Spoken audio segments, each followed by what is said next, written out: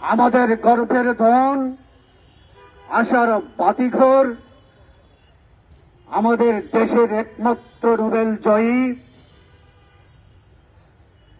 Doctor Mohammad Yunus আমাদেরকে স্বপ্নের শিখরে আরোহণ করাতে বসেছেন।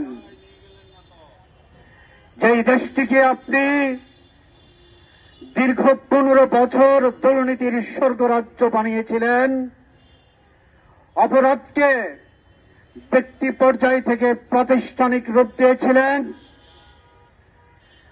দেশের সাংস্কৃতিক আগ্রাসন সৃষ্টি করেছিলেন, সেই দেশটিকে আজকে স্বর্গে পরিণত করেছে।